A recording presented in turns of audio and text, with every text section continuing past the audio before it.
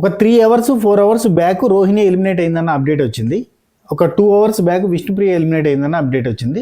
So ఇద్దరు eliminate అయ్యారు. Double elimination ఈ వారం ఉండబోతుంది అనేది ఒక క్లారిటీ. అంటే సాటర్డే ఎపిసోడ్లో రోహిణి, సండే ఎపిసోడ్లో విష్ణుప్రియని ఎలిమినేట్ చేసి బయటకు పంపబోతున్నారు. సో ఇది ఎప్పుడో తెలిసినా కానీ ఎందుకు అప్డేట్ వీడియో కూడా చేయలేదన్న అంటే చేయబుద్ధి కాలేదబ్బా, నిజంగా చేయబుద్ధి కాలేదు. ఏముంది అక్కడ, పెద్ద విషయం ఏం లేదు. ఓకే రోహిణిని ఎలిమినేట్ చేసారు, ఓకే మంచిగా ఆడింది, పాపం చాలా కష్టపడి ఆడింది, బాగా ఆడింది. అసలు అట్లాంటి సిచ్యువేషన్లో కూడా అంత అద్భుతంగా ఆడడం అంటే తను లాస్ట్ ఇయర్ కూడా ఆ కాలుకి మొత్తం ఆపరేషన్ దగ్గర 11 అవర్స్ ఆపరేషన్ జరిగిన కాలు, అట్లాంటి కాలు వేసుకొని అంత బాగా, అంత స్ట్రాంగ్, అంత నెక్స్ట్ లెవెల్లో టాస్క్లలో ప్రతి టాస్క్లో పర్ఫార్మెన్స్ పీక్సోభ్య అన్న రేంజ్లో అంత బాగా ఆడిన అమ్మాయి, అంత బాగా ఆడిన పర్సన్ ఎలిమినేట్ అవ్వడం అబ్బా అని ఓకే సరే ఇప్పుడు ఏం చేస్తాం, ఈ లాస్ట్ వీక్ అయిపోయింది. విన్నరా ఎట్లా కాదు, ఇప్పుడు రోహిణి విన్నర్ అవుతుందా కాదు.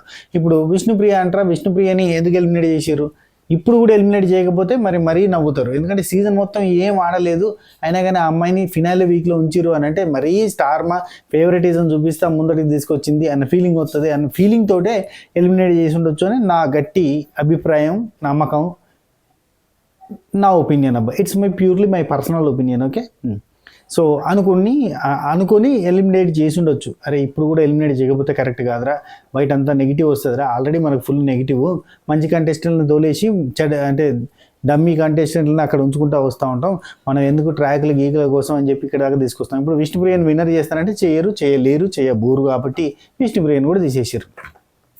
ఇప్పుడు టాప్ 3 ఎవరు అంటే వచ్చిన వాళ్ళు, చుట్టాలు, అక్కలు, పక్కాలు, గెస్ట్లు వాళ్ళంతా ఏం చెప్పారు, టాప్ 3 అనగానే గౌతమ్ పేరు, నబీల్ పేరు, నిఖిల్ పేరు, వీళ్ళ ముగ్గురు పేర్లే అందరూ చెప్పారు కదా.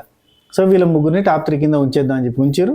అండ్ అవినాష్ ఆల్రెడీ ఎట్లాగూ కింద మీద పడి సుడిగాడు, ఏదో ఒక రకంగా సుడిగాడు రూపంలో రాసిపెట్టింది ఆయనకి, అంతే టాప్ 5 రాసుకొని ఉన్నాడు. ఆ టికెట్ ఫినాల్ కొట్టి టాప్ 5కి వచ్చేసిండు. సో నలుగురు, ఇంకొక అమ్మాయిని ఉంచాలి. యాక్చువల్లీ 2 అమ్మాయిలను ఉంచుతారు అనుకున్నాను నేను, నబిల్ని కూడా తీసేస్తారు అనుకున్నాను. నబిల్ని తీసేసి ప్రేరణని, రోహిణిని పెడతారేమో అనుకున్నాను. నబిల్ని, విష్ణుప్రియని ఎలిమినేట్ చేస్తారు. నేను నిన్న కూడా అదే చెప్పిన కదా, నబిల్ అండ్ విష్ణుప్రియకి గండం ఉండే ఛాన్స్ ఉందని. కానీ నబిల్ని ఉంచారు. నబిల్ని ఎందుకు ఉంచారో కూడా చెప్తా, ఏ పొజిషన్లో ఎలిమినేట్ అవ్వబోతున్నాడో కూడా చెప్తా. ఇవి జరిగితే మళ్ళొచ్చి లైక్ కొట్టరు. ఓకే, ప్రతి సీజన్లో ఆనవాయితీగా సూట్ కేసు ఒకరికి పోతుంది. ఆ సూట్ కేసు ఈసారి నబిల్కి పోతుందని నేను అనుకుంటున్నా. It's my gut feeling. Nabil ఈసారి సూట్ కేసు ఎత్తబోతున్నాడు, సూట్ కేసు తీసుకోబోతున్నాడు అనుకుంటున్నా. ఎందుకంటే మనోడు యాక్చువల్లీ ఇదివరకు నేను అనుకున్నాను నబిల్ అసలు డబ్బుల కోసం ఆశపడే వ్యక్తి కాదురా, అరే అస్సలు కాదురా అనుకున్నా. కానీ మొన్న దీనిలో చక్రాయిరా అయ్యా అంటే 15 లక్షలు రాసి పారేసిండు కదా, తొక్క ఉపయోగించుకోవాలి, దొరికినప్పుడు బరకాలి అన్నట్టుగా చెప్పింది కదా. రాయమన్నాడు, 15 lakhs వరకు ఆపర్చునిటీ ఇచ్చిండు, రాతే తప్పే ఉంది అన్నప్పుడు అప్పుడు నాకు ఓకే నబిల్ ఇంకొక ఆలోచన విధానం ఏందనేది మనకు అర్థమైంది.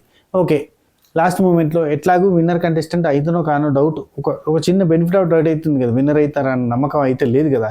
సో నాకు తెలిసి ఫినాలేలో సూట్ కేసు లోపలికి పంపించి 15 లక్షలు, 20 లక్షలు, 25 లక్షలు మొత్తం గుండు గుత్త కొరిగినట్టు 40 లక్షలు పెట్టి తీసుకుంటావా చెప్పు అని అడుగుతారు. తీసుకుంటావా అని చెప్పానగానే ఓకే రైట్ తీసుకుంటా అని చెప్పి తీసుకుని వచ్చేస్తాడేమో అని అనుకుంటున్నా. ఇది నా ఫీలింగు, చెప్పలేము, అది జరగచ్చు జరగకపోవచ్చు, కానీ నాకు అనిపిస్తుంది. సో నబిల్ సూట్ కేసు ఎత్తే ప్రయత్నం చేస్తూ ఉండొచ్చు. మనకి స్టార్టింగ్ నుంచి కూడా చూస్తుంటే షోయల్ అప్పుడు సూట్ కేసు ఎత్తిండు. ఆ తర్వాత మనకి శ్రీహాన్ ఎత్తిండు.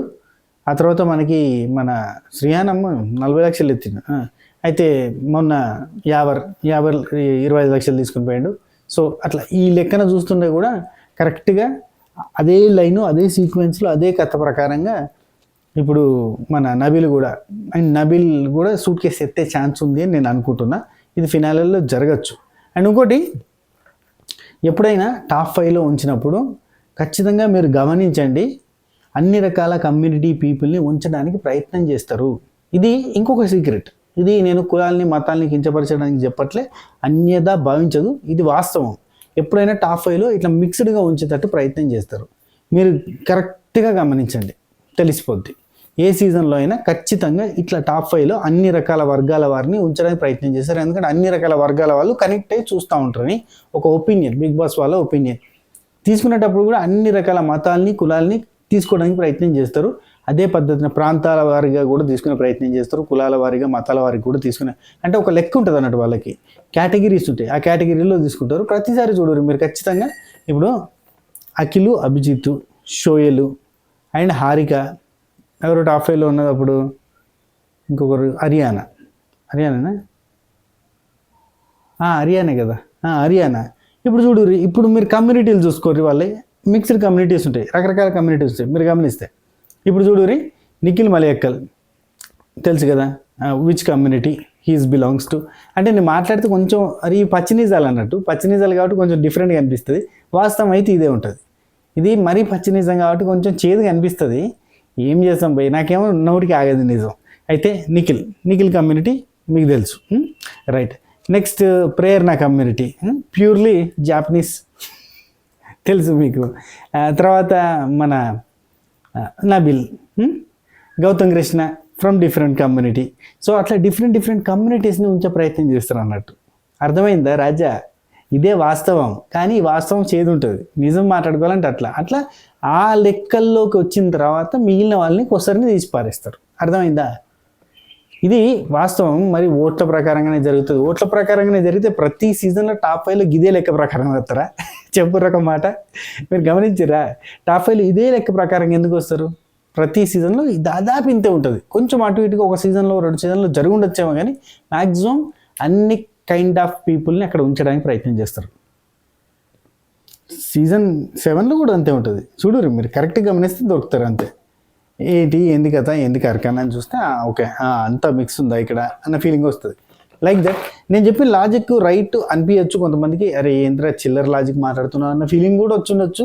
కాకపోతే దాదాపు అక్కడ హెడ్స్ ఆఫ్ ద హెడ్స్ ఆలోచన విధానం అట్లనే ఉంటుంది. అన్ని రకాల కమ్యూనిటీ వాళ్ళు లాస్ట్ దాకా ఉంటే, అన్ని రకాల కమ్యూనిటీ పీపుల్, అన్ని రకాల వర్గాలకు సంబంధించిన పీపుల్ అంతా కూడా వాచ్ చేస్తారు, చూస్తారు. అది వాళ్ళ లెక్క, ఒక పత్రం ఉంటుంది అబ్బా పెద్దోడికి ఎప్పుడైనా, ఆ పెద్దోడి లెక్కల ప్రకారం ముంగడు పోతూ ఉంటుంది.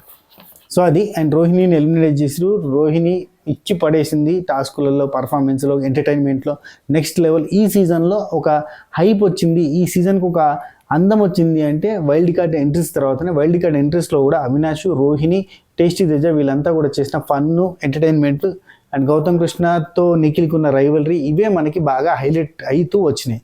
లేదంటే సపసపగా ఉండే షో అంతా డల్గా ఉండే. Thanks to Rohini for entertaining us. And తనని తాను నిరూపించుకుంది. చాలామంది లేడీస్కి సంకల్ప బలం అంటే ఏంటిది అనేది ఒక చిన్న ఎగ్జాంపుల్ చూపించింది.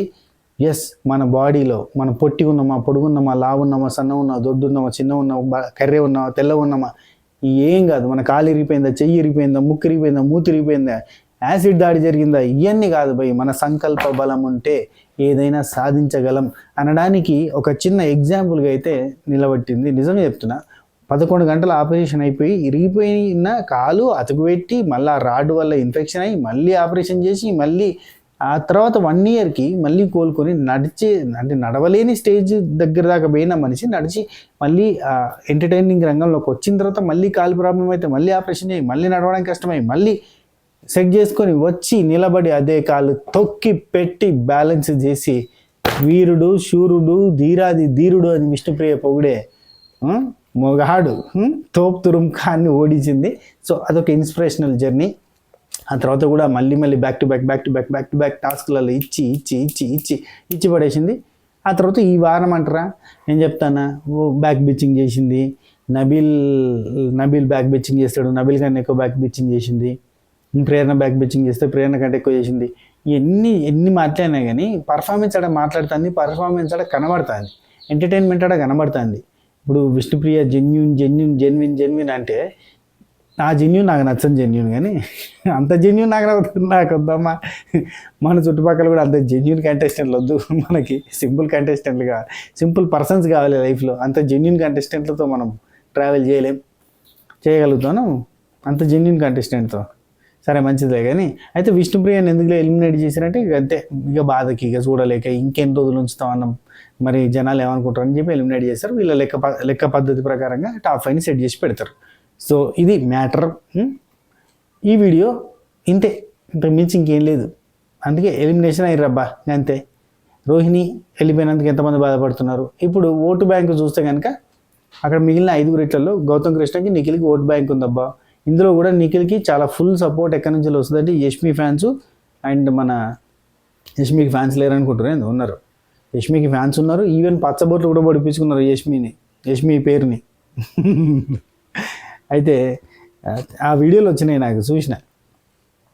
Yashmi fans, Prithviraj fans and Nikhil fans వీళ్ళందరూ కూడా ఓటేస్తారు. సీరియల్ అభిమానులు ఎక్కువ మంది ఓటేస్తారు, విన్నర్ అవ్వడానికి ఛాన్స్ ఉంది. తెలుగు వాళ్ళు, హిందీ వాళ్ళు, తెలుగు వాళ్ళు, కన్నడ వాళ్ళు ఎక్కువ మంది ఓటేస్తారు. సో 2 రకాలుగా బెటర్గా ఆప్షన్ ఉంది.